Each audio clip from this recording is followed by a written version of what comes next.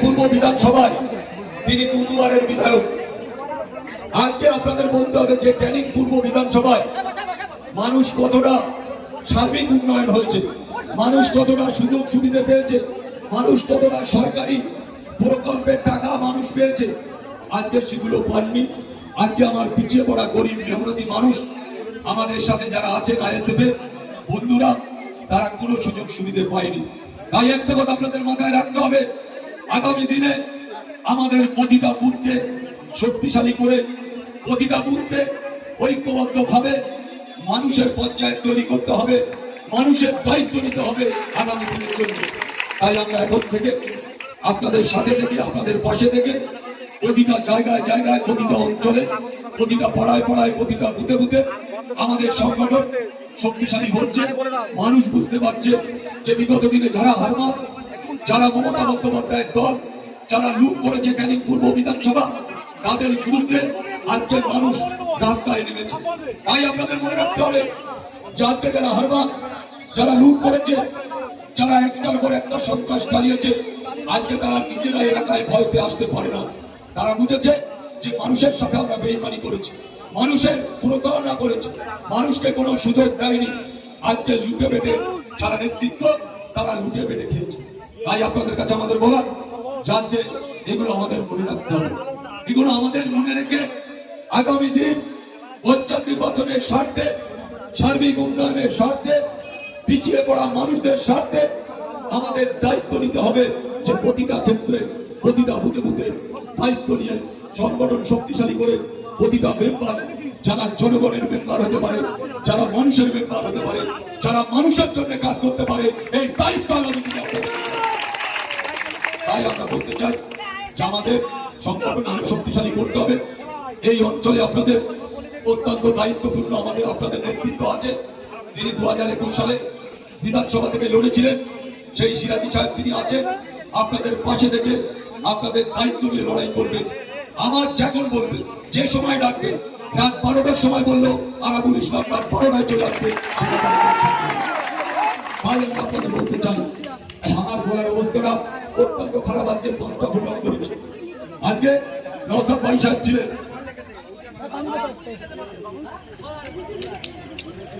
আমাদের কৃষকদের নিয়ে একটা প্রশিক্ষণ শিবির ছিল।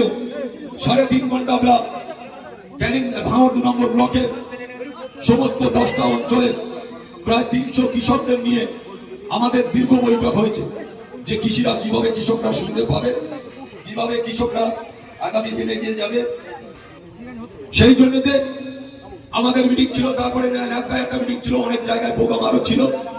তারপরে এখানে চন্দনেশ্বর, আপনাদের চন্দনেশ্বর ওয়ানে একটা মিছিল হলো, তারপরে আপনাদের এখানে এখনো 2 জায়গায় আমার প্রোগ্রাম আছে, আমি সেখানে পৌঁছবো।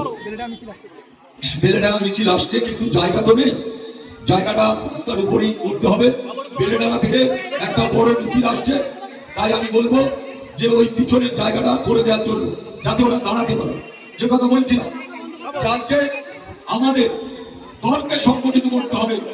আমরা নওশাদ ভাই, আব্বাস ভাইদের নীতির উপরে ভরসা করে আমরা চলি। এই নীতির আদর্শ আমাদের ধরে রাখতে হবে, আমাদের এই নীতির আদর্শকে ধরে রাখতে হবে। আর তার নির্দেশকে মাথায় করে আমরা চলি।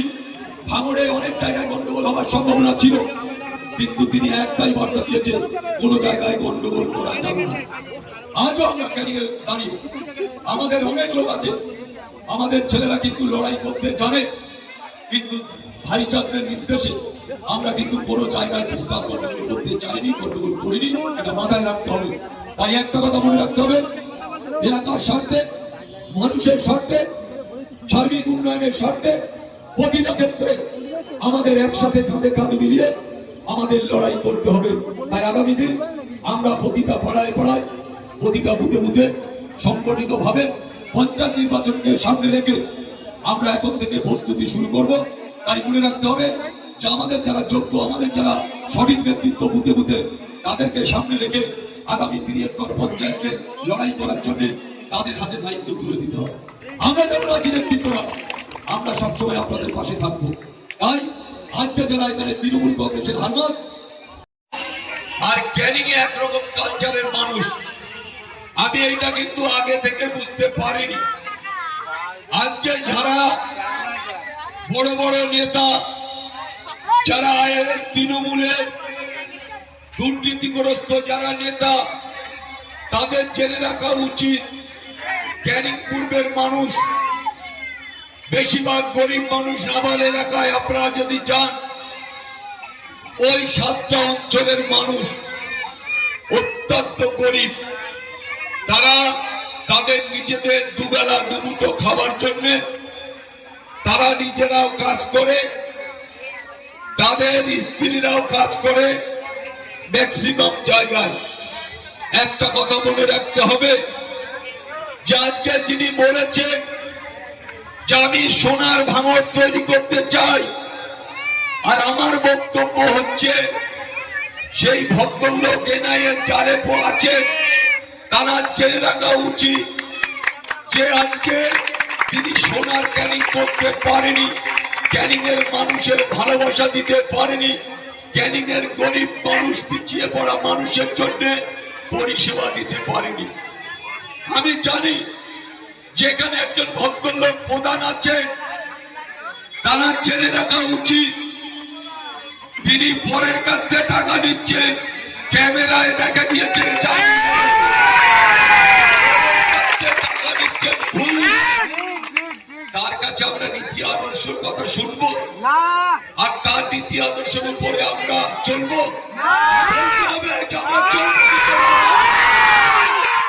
তাহলে এই লোকটাকে সমাজ থেকে বিচ্ছিন্ন করতে হবে, যাতে কোন সমাজের কাছে এর না লাগে সেটা চিন্তা করতে হবে।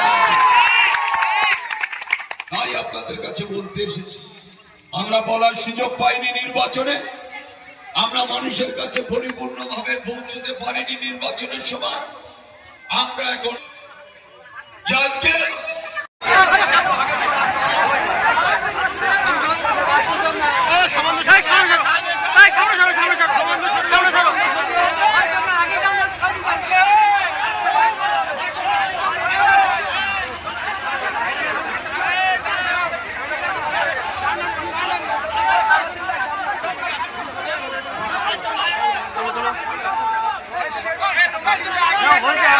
No,